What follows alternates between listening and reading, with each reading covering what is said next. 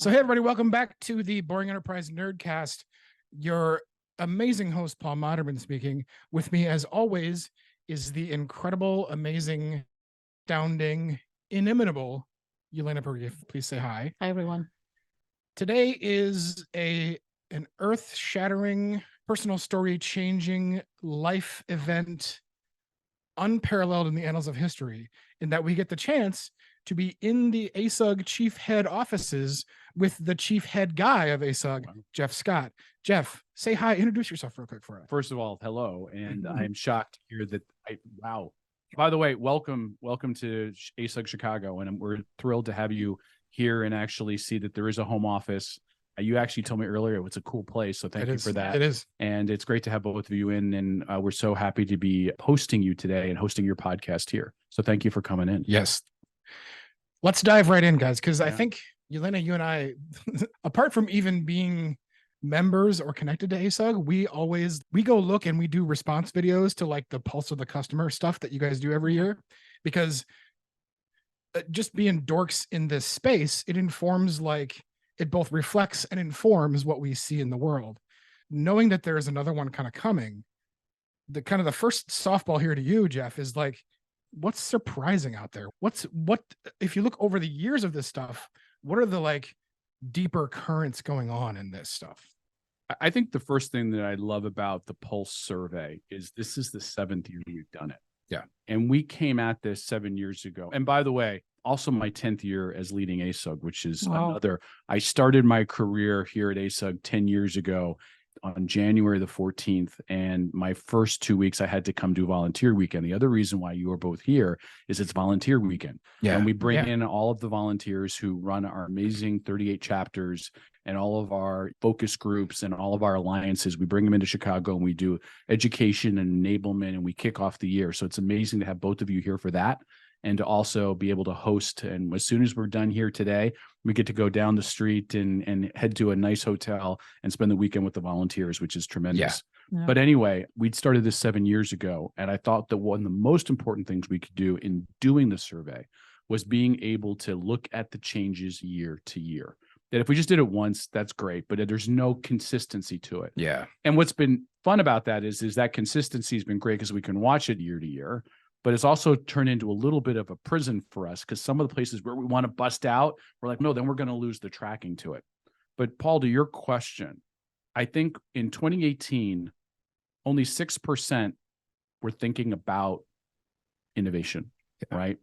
And now when we look at what happened in 2023, 29% of the companies are focused on implementing new technology. So that's a seismic shift. Yeah. And so I think we're seeing that there is a tremendous amount of interest and excitement and engagement about what's coming next. And in 2018, only 11% of the population wanted information on S/4HANA, and now 48% are focused on moving. So those are some big shifts. So I think that's what's really important about this survey that we do and why we do it every year. I think this one, and the one that we do with our other folks around the world, with DSAG in Germany and UK, Ireland, and the Japanese user group, that survey comes out in the middle of the year and kind of wraps up in the fall. Also really great information, not only how we think about technology in North America, but how we think about it globally. Yeah. That innovation bit, that's especially, I love that so much, because when I started my career, like touching SAP stuff, because I came from like software dev of other things into SAP dev. And my thought when I landed at my desk doing that stuff, I was like, there's nothing happening here. And I think that has changed. That really has changed. And I think that like the infection of innovation is possible here, guys. We can do that. Maybe it hasn't jumped all the way to 100 on the needle, but it's growing. And to me, that's exciting as a software developer and a nerd, that like I don't know how to say this, the stuffy backend stuff can participate in the innovation of stuff. Yeah. And I'm actually curious, if you ask someone back in 2018 about innovation, and to ask someone today about innovation, what did they think like innovation means? Like going from versus right now, exactly. From a horse-drawn carriage to a car, right? I mean, that's that. Yeah. I had a call earlier this week with some of the team from Australia who lead the user community down there, and they were talking about a lot of the same issues that we have up here in North America. And one we talked about was, and Paul, when you talked about Microsoft and early dev and later dev, I think the seismic change in skill level is when you come into an arena like SAP, your ability to do brute force coding is important, but it's also your ability to take that and apply business process to it. Yeah. And that is a significant leap. And so one of the questions that I get asked a lot is why does an SAP professional cost so much? And the reason for that is because it's not just about your ability to code ABAP or your ability to do Java or .NET or Python. It's that plus your knowledge about how those tools drive plant floor automation, how those tools drive sales enablement, how those tools drive financial close. Those are really important. One of the things I always find funny is when someone says anyone can do a finance system implementation. I apologize. I don't think that's true. As a seasoned CEO, I'm not going to let anyone near my chart of accounts unless you know exactly what you're doing. So you need someone to have that level of trust is significant. They need to have a lot of skill. You're not just going to let anyone come and say, hey, here's how you should do your AP, AR, and GL processes today. What do you base that on? I've been looking at it for 6 months. No, buddy. Exactly. Thank you so much. Let's move on. So I think that is a big difference. But I also think the danger with that is because we are so much, just that much more kind of set in our ways. This is the way we've always done it. That's the way for the last 20 years in our careers we've done it. And so sometimes when these new things come along, we're not necessarily as excited about them, right? We're not necessarily as interested in them, and we're very quick to dismiss.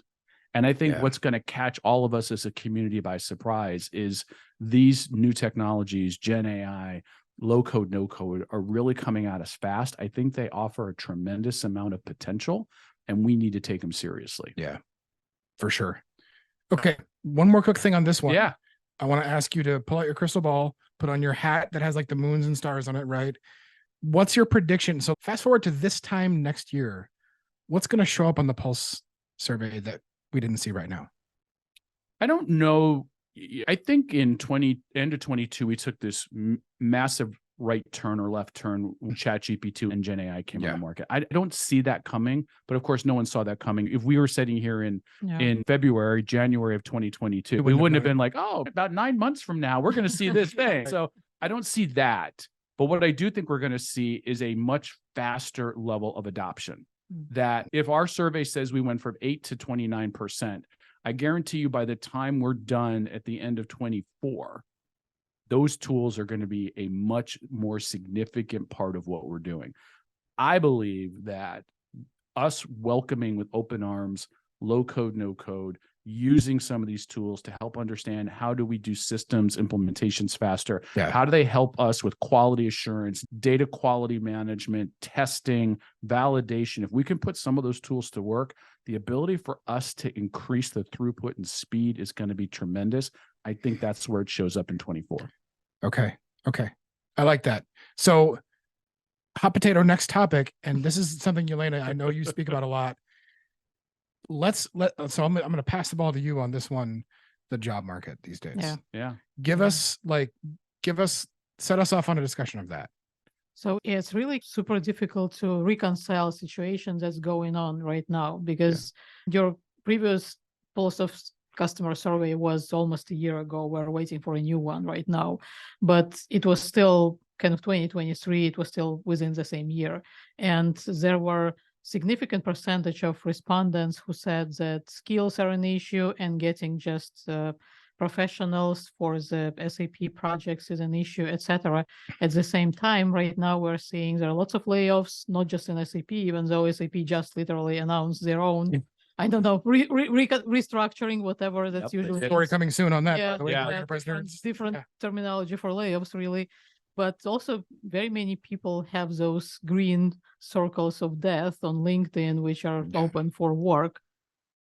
So I'm looking at this information, I'm having cognitive dissonance.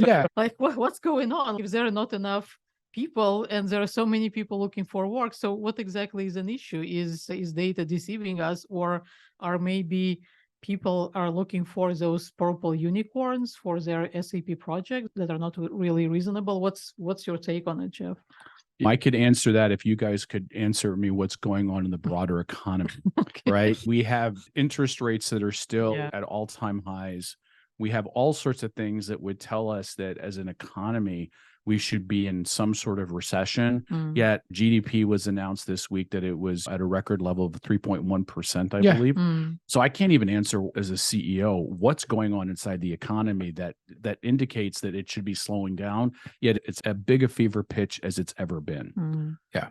I think what you talk about, it's interesting to me. Are we just talking and focusing in on just some cyclical short-term discontinuities that will fix themselves in the longer cycle? So are we picking a little short piece of the sine wave and making that be reality versus broadening out and looking at the broader thing and saying, no, I think in general, this will be fine? I think there is a difference between what happens at the tech firms like SAP or Google or Amazon and what's happening inside of our customer base, right? I think that those skills are still very real.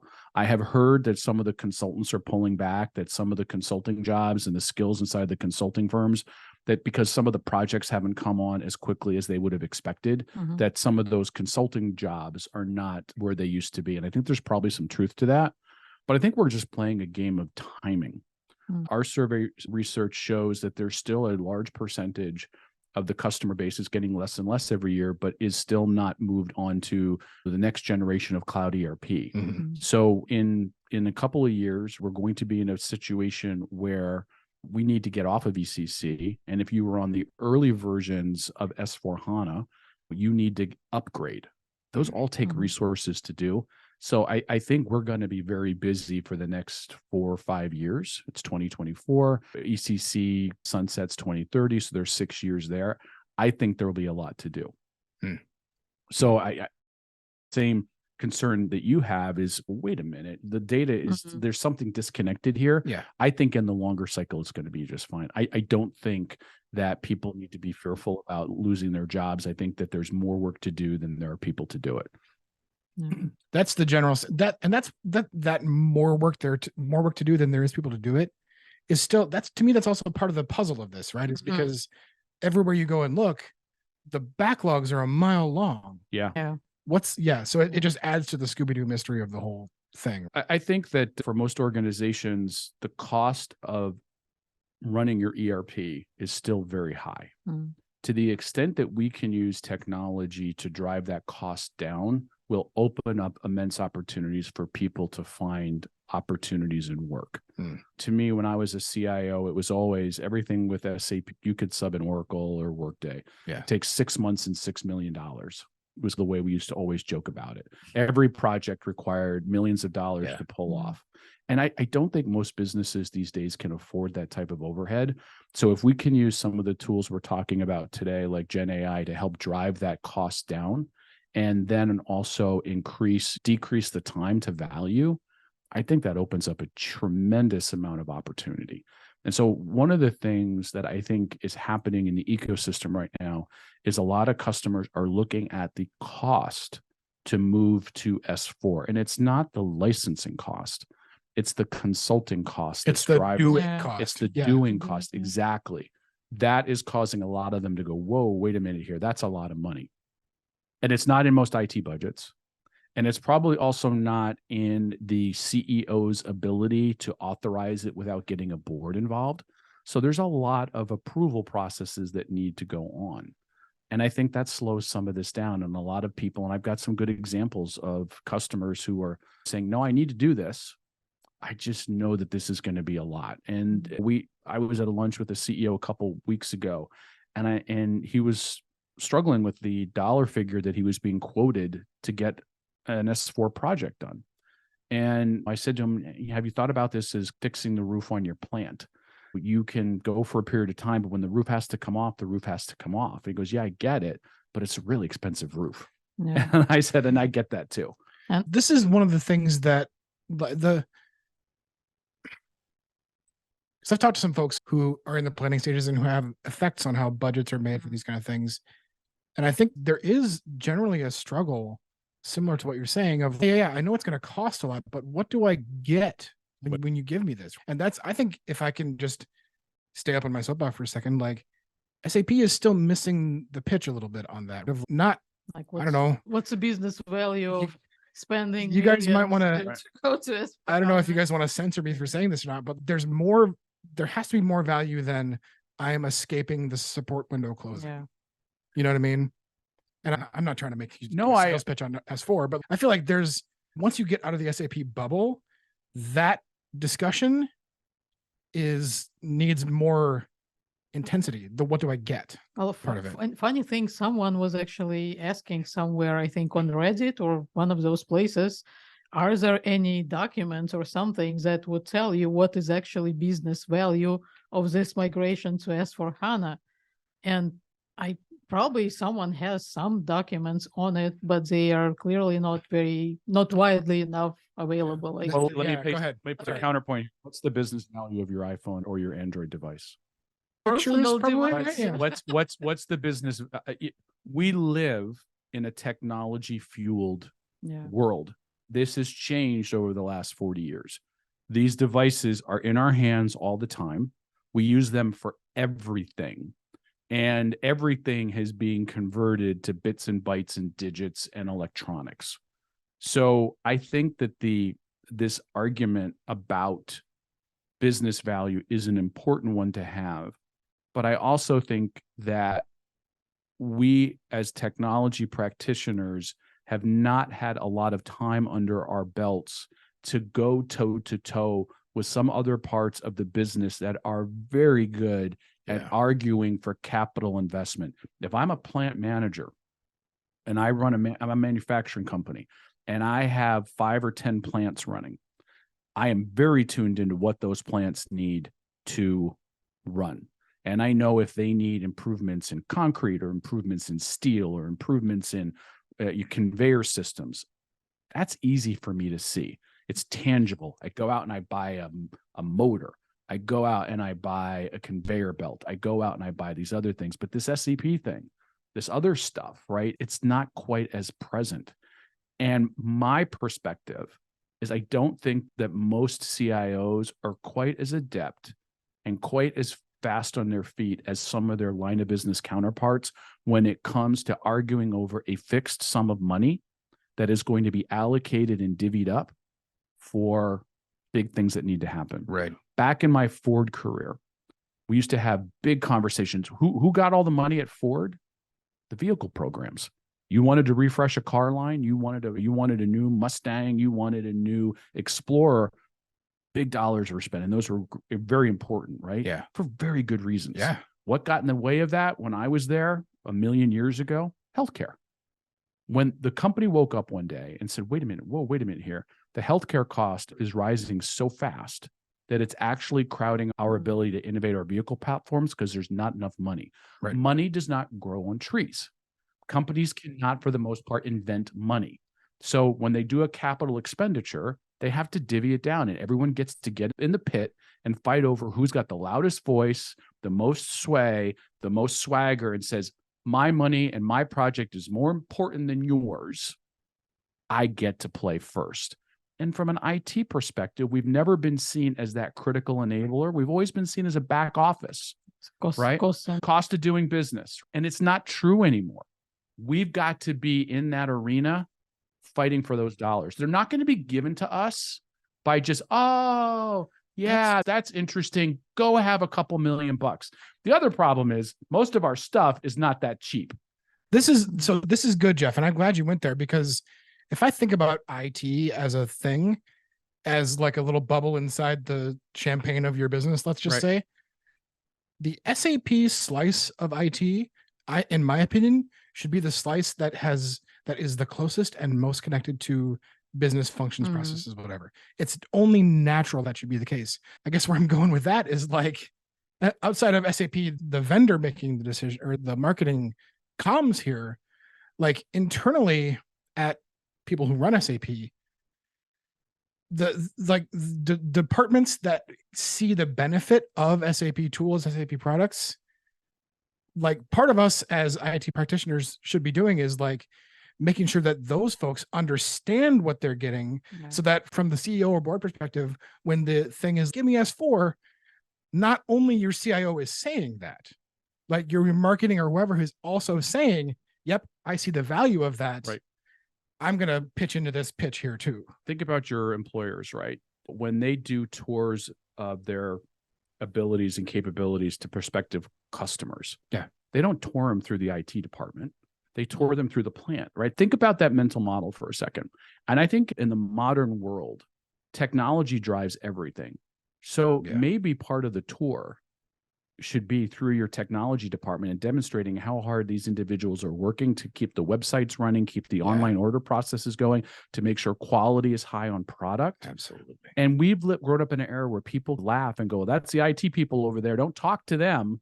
They're in the dark room behind. Nerds. Yeah. Enterprise. Yeah. Boring nerd. There you go. Boring enterprise nerds. But think about that mindset. And when now we're talking about having to move at the speed we're moving, that everything is technology related.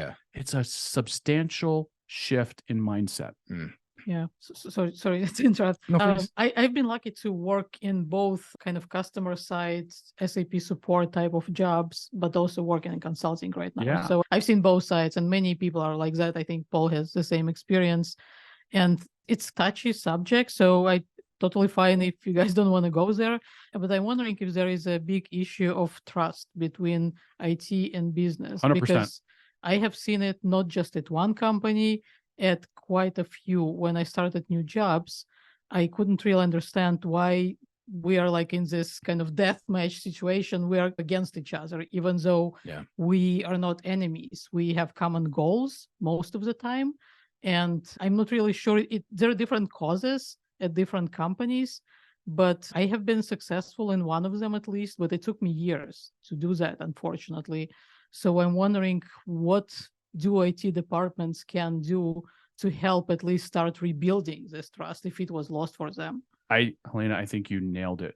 Trust is a huge issue. And building up trust takes a lot of hard work. Destroying trust can be done very fast.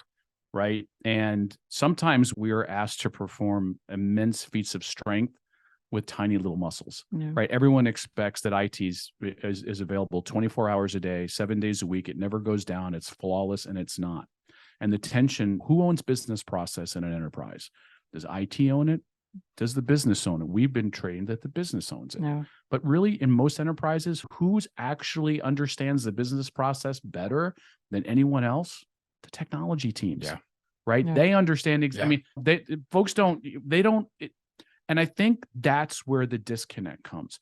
How do you want this technology to work? That's a hard question. And sometimes we as technology professionals try to push that onus off on the business, and then the business tries to push it back to us. And to your point, the tension erupts in between. What's the right answer for the business? Well, the right answer for the business is, what does the customer want?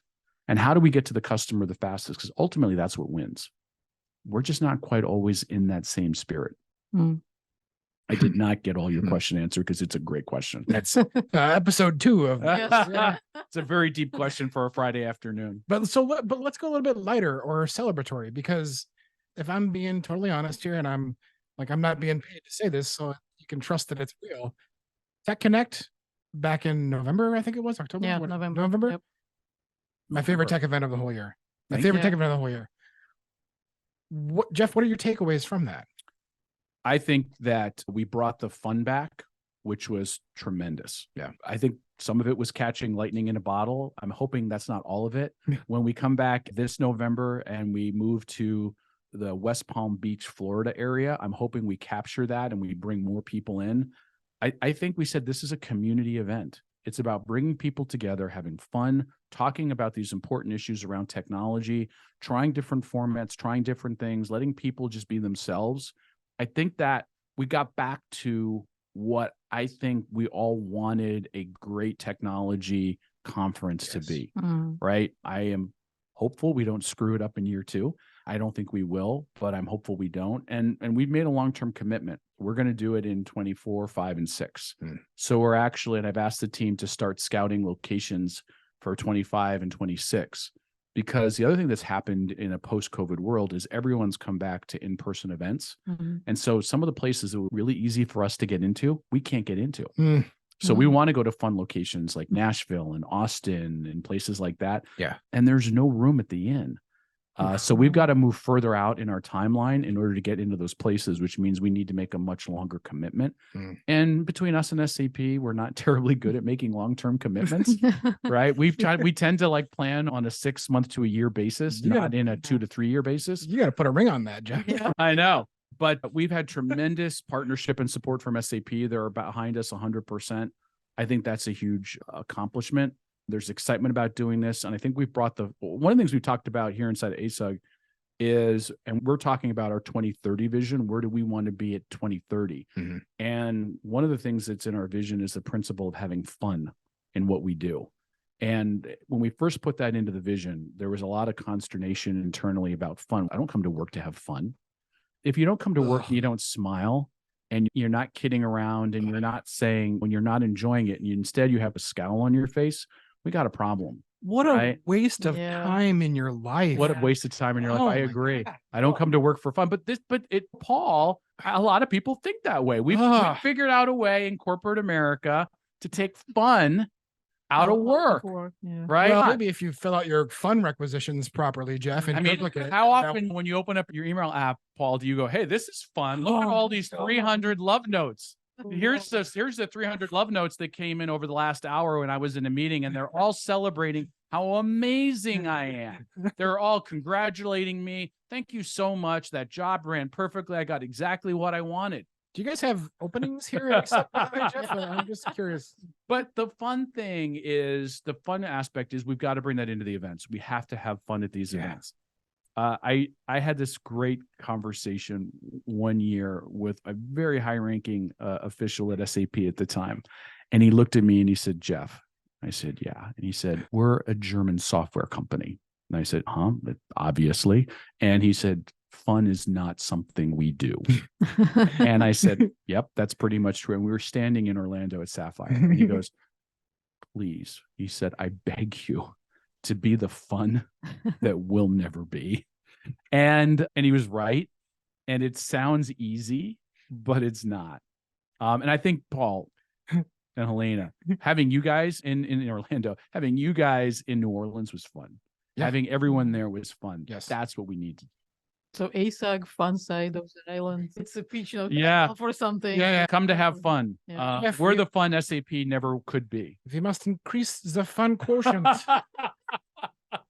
As a community in the Americas. And ASUG is very good at doing this. You do that well. You do it.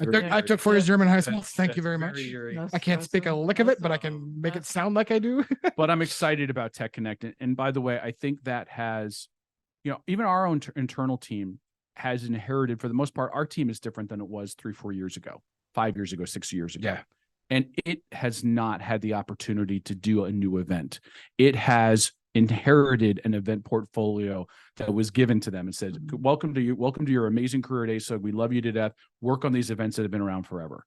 And they look like this, and you can't really change them, and they're pretty crusty. So do them. And I think for us, Tech Connect was an opportunity for a lot of people to be very creative and try something new, and they loved it. It was incredible. It really and was. I think, organizers really did an amazing job on this, especially considering that it was very tight. We pulled off miracles. Yeah. I don't think we greenlit Tech Connect. I think the first time we actually greenlit it was in Orlando. We sat down with the board in Orlando at Sapphire and said, we're going to do Tech Connect. And they said, okay. And that board meeting was easy. We never even had to really fight that hard. There's a couple good questions from the board, and we went. But that was the first time that we actually, so think about that. That was May. Yeah. And we did that event in November. Yeah.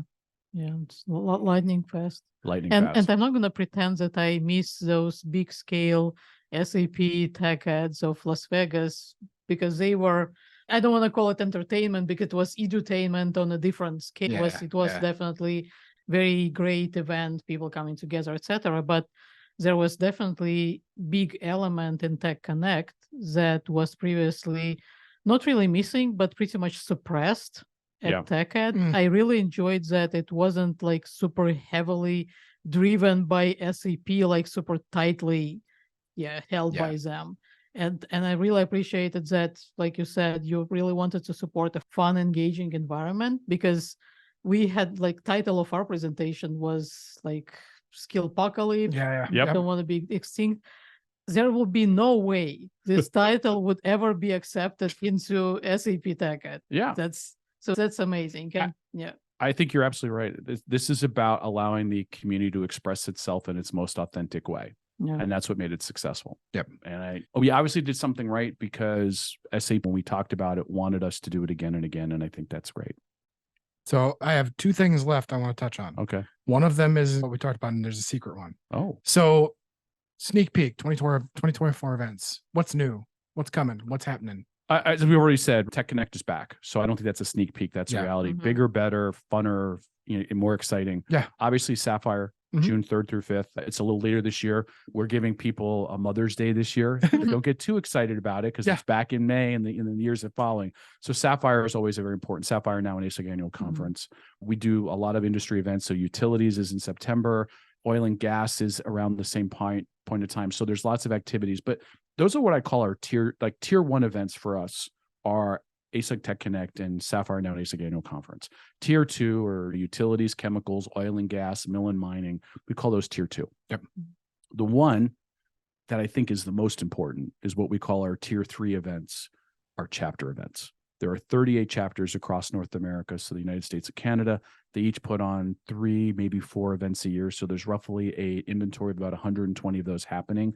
That, to me, is where the magic happens. Why are we here in Chicago this weekend? To support those efforts.